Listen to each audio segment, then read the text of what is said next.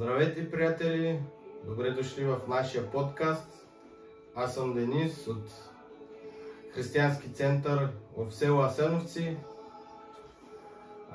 от църква Отворена врата. И с това предаване искаме да ви запознаем с хората от църквата, за да видите какви свидетелства, по какъв начин Бог се показва на хората и да видите колко е голям и каква слава има Той. И днес сме с един наш много специален гост, нашият приятел Дани. Здравейте. Представи се, Дани. Казвам се Дани, или по-точно Йордан. На 21 година съм и съм част от голямото семейство на Отворена врата, село Асеновци. Супер. Разкажи ни нещо повече за тебе. Ти как срещна Господа? Какво можеш да кажеш за Него? Да, моята първа среща с Бог беше когато нашият пастор Емил Ангелов е създал нашата църква тук в селото. Тогава аз и моят братовчет бяхме един от първите, които бяха посетили църквата ни. И в този момент вече аз се приближавах до Бог с всеки изминал ден, благодарение на нашия пастор. Аз по принцип от малък си вярвам в Бог, но е нужно да имаш до тебе някой, който може да те съпътства в вярата. И до ден днешен се радвам, че съм част от това прекрасно семейство в Християнски център. Моята първа среща с Бог беше когато бях малко, по 5-6 годишна възраст, може би. Тогава видях Бог наистина очи в очи. Как се случи това, сега ще ви разкажа. Преди няколко години аз и моето семейство бяхме в едно племенско село на гости при моята баба. И аз с още моя връстници играхме в един басейн. И този басейн не беше напълно готов, нали? Нямаше в него вода, имаше само някакви джунгли, като железни предмети и така нататък. И се задълбочихме в тази игра и съответно стана беля. Едно дете взе един железен пръц и ми бръкна в дясната вука. Бръкна ти в вуката? Да, буквално. И от тогава последваха кръв, вълнци, прегледи и така нататък. И нашето семейство беше много така... Моето семейство беше много така оплашено за моето здраве, защото този проблем не беше малък, защото самата ми роговица беше наранена и се наложи да ми направят операция. Тази операция се наложи да се повтори няколко пъти. Поради простата причината е, че този хирург беше под въздействието на алкохола и се води като лекарска грешка по принцип. И неведнъж ме оперираха мисля, че около 3-4 пъти бяха в един и същи ден. Последователно са били тези операции.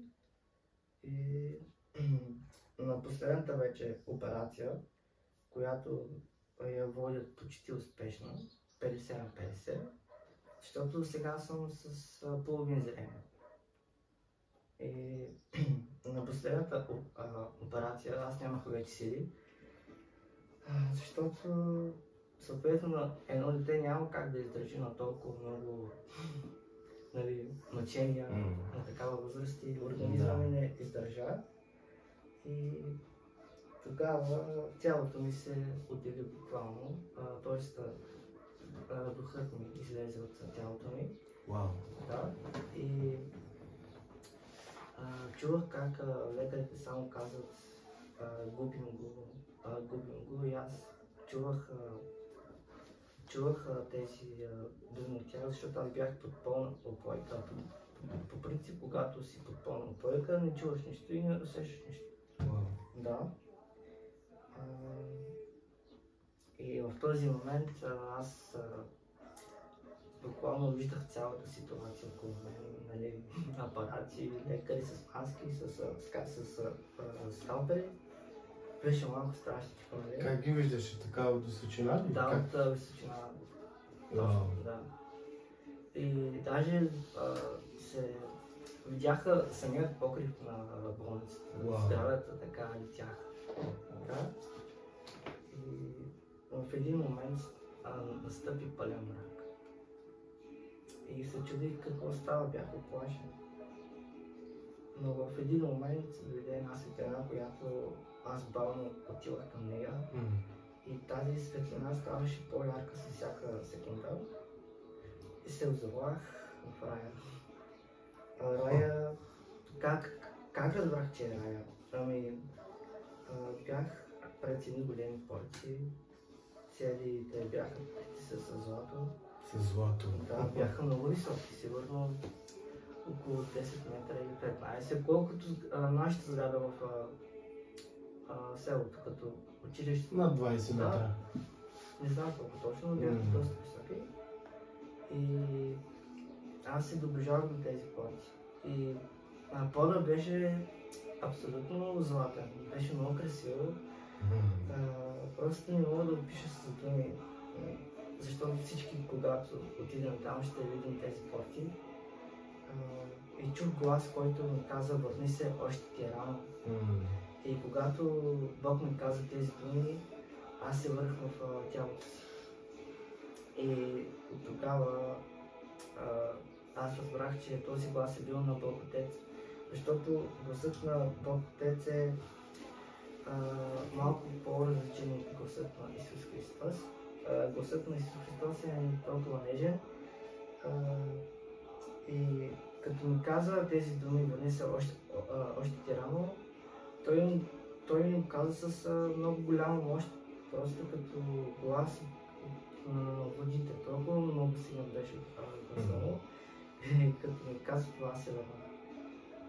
И той ми даде днес втори шанс и искам аз да го живея за него. Вау! Какво свидетелство само. Да, наистина. В тая трудна ситуация, която си преживял, в тая трагедия, може би ще кажа, това е трагедия. Така е. И нашият Бог пак не те оставил, макар че си набил на малки годинки. Да. И аз си го спомням много ясно. Значи за нашият Бог няма възраст. Няма възраст. Няма възраст и това нещо ти помогна днес да бъдеш спасен. Абсолютно. И ясно да чуеш гласът на Бог, това е нещо уникално. Така е. Но най-интересното, което казваш, е да виждаш циглите на болницата. Да, това беше много. Това е вау! Това е един преглед да вижда дали има някаква спукана цигла. Не, това е в кръга на шегата, но много ти благодарим за това, че го споделяш с нас. И се молим Бог се така да ти показва откровения. И да ти се явява все повече в живота. И наистина имаш уникален призив. Така е. И ние само можем да ти пожелаем Бог да ти даде мъдрост, за да го живееш. И така, благодарим ви за вниманието. Наистина не обръщайте внимание на качеството, защото това не е един първи път, но за пръв път съдържанието е просто уникално, защото не всеки ден се вижда човек, който е излязъл от тялото си и е чул гласът на Бог и най-вече е видял как докторите мъчат да го спасяват. Нашият Бог е велик, само това можем да кажем. Вярвам, че ще бъдете насърчени и наистина само можем да ви кажем да искат и да го следват. Не е нищо огромно, просто да имате желание. Аз мога само да добавя. Разбира се, да. Искам да кажа, че Бог е реален и съществува и раят е наистина реално място. Така че Бог ви обича и Той е с вас навсякъде и по всяко време. Да не се съмнявате в знаците, които Бог ви показва. Защото точно когато не се очаквате, точно тогава Бог е там, за да ви покаже кой е Той и какво има за вас. Пак ви благодарим. Нещо имаш да добавиш? Не. Бъдете благословени и до скоро среща. Чао!